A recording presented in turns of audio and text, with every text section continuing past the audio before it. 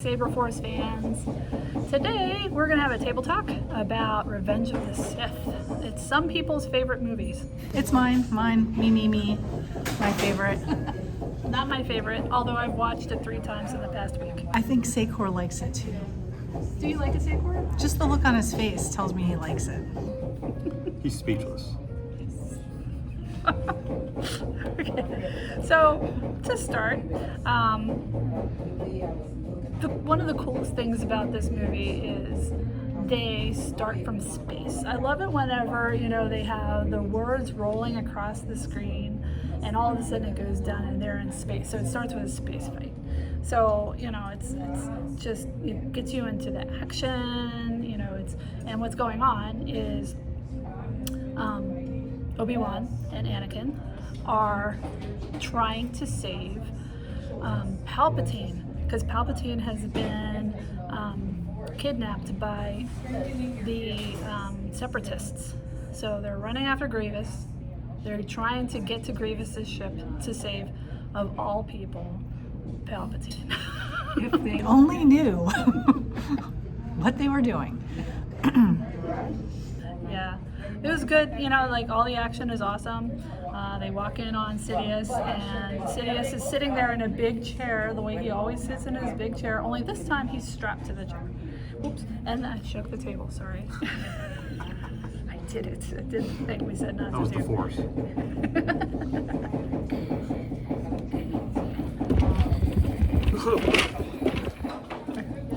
See, it works. Okay. Sakor, I think they're having way too much fun on their side of the table. It's the light side of the table, so I'm saying. So anyway, it was a great beginning of the movie. And then what happens next?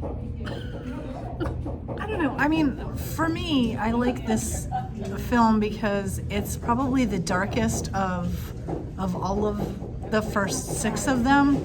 So, we've now seen, if you're of the older generation, we've now seen, 4, 5, and 6, and then we've seen 1 and 2, and now here comes 3, this darker, more serious film that isn't really what we expected, and just Anakin's fall from, I don't want to say from grace, just because I think he was always kind of hanging on to it anyway, just like slipping out of his grip all the time, and here he just kind of really lost it.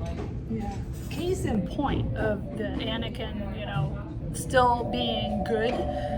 I just noticed today, when I watched it for the 3rd time this week, that when he's at Mustafar and he's just killed all the Jedi children, he's killed all the rest of the Jedi he possibly could, he went and killed all the Separatists. He came out to Mustafar in a quiet moment on a lava planet, and they had a close-up of him, and a tear was going down his face. Oh. I never saw that before today. So I want to argue that there could be the potential that he didn't kill the Jedi children because we never saw it. That is true. And actually, when Obi-Wan saw the video, they never showed that on the little hologram too.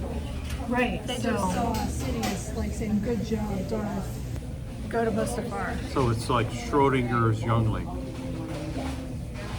right? Like Schrodinger's cat. It's in the box. Question mark. Yeah. What are you talking about? All you nerdy nerds will know what I'm talking about. Yeah, there's a cat inside of a box, but you don't know if the cat is alive or dead inside the box because you don't open the box.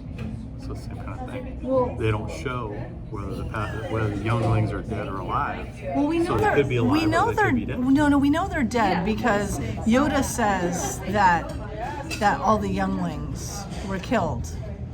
But we don't know who did it. We assume Anakin did it. Oh, this would be a perfect opportunity in the future to, put Anakin on trial. Oh, to yeah. find out if he actually did or not. Yes, yes. That would be Let's put good. Anakin on trial. Yeah. We should. We need the little Law and Order doink doink doink doink. But you're right. You're right. Because they just say that they were killed by lightsaber, but they didn't say whose, because that totally could have been Palpatine. Yeah, could have been. Making Anakin look bad. Yeah. Boy, he was something else. Having all those people like back away from him because they thought he killed those children. And let's not forget what he did to Anakin later, saying that he killed his own wife. Yeah. At the very end, that was so shocking. Yeah. What a horrible person. Yeah, Yeah.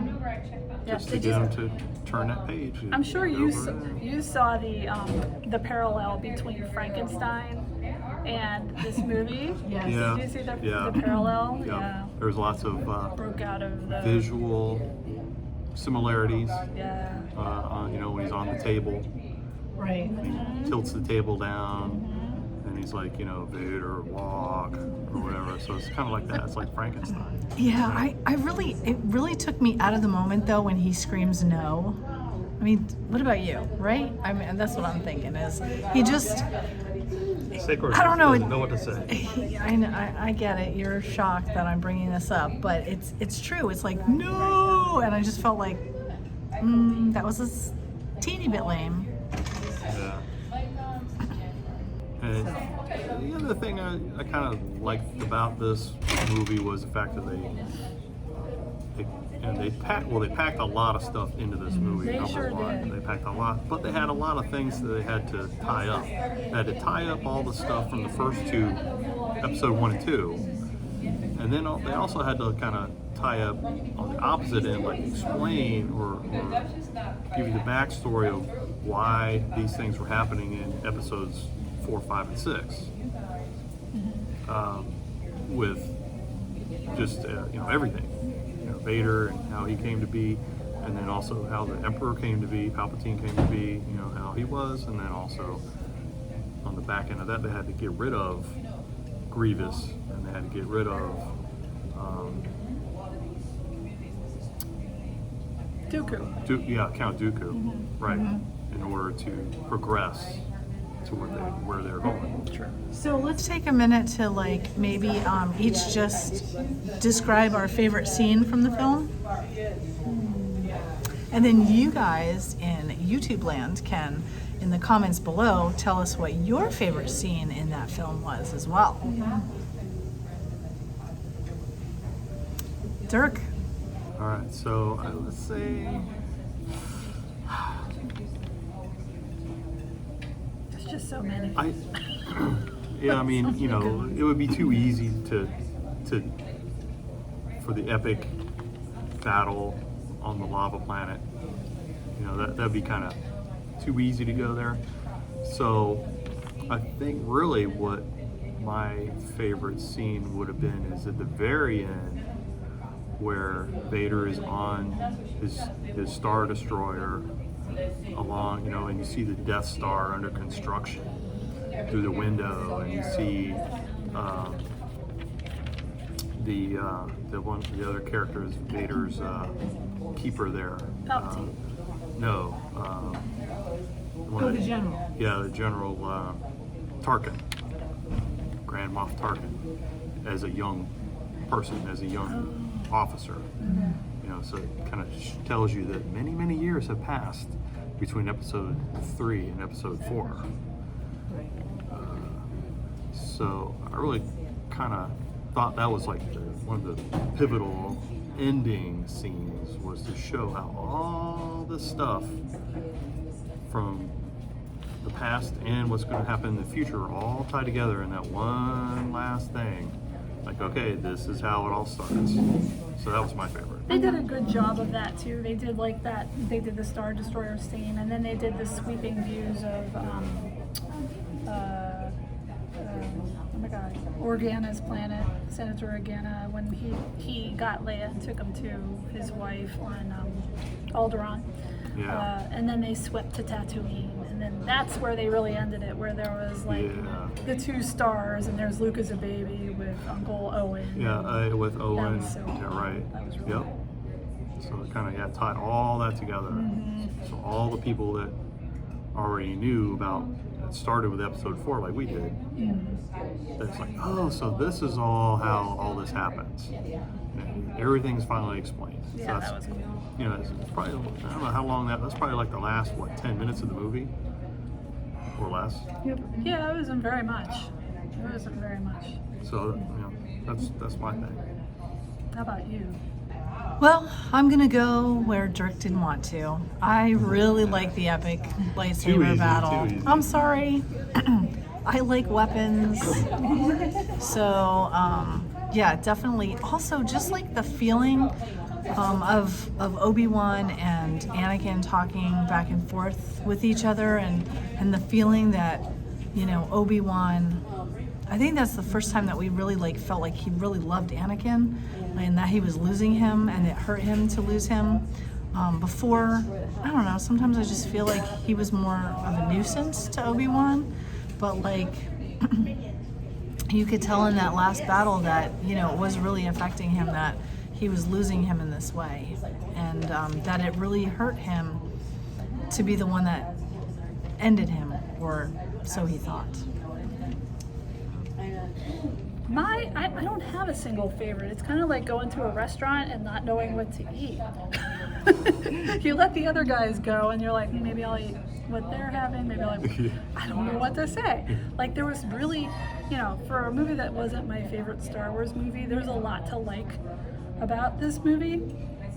But if I were to narrow it down, it would almost be like every part that Obi-Wan was in, because, you know, there was like, I'm a buddy film kind of person, and there was just, you know, that all his feelings throughout this movie just go so up and down, and it's kind of cool that way, and it just shows his relationship go from, you know, brother to, you know, mentor to, you know, almost like father figure at one point, to the person that is giving you the final rites. Yeah. And it is, you know, it was the Obi-Wan's character for me in this movie was the catalyst that pushed everything through so well.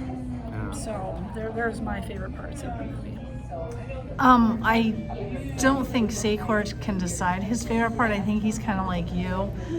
He just loved the movie so much because, you know, it's about a Sith, and it actually has a Sith name in it that Saberforce can't decide. He's speechless again. Shocking. Jedi scum.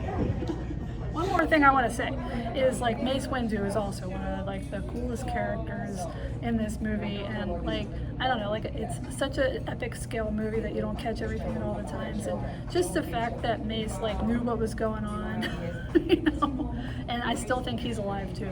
I think he's one that survived Order 66. So, because he just got pushed out the Coruscant window, and you know. What do you think, Saberforce fans? Did he survive Order 66? Let us know in the comments below. Click like and subscribe. See you later, Saberforce fans.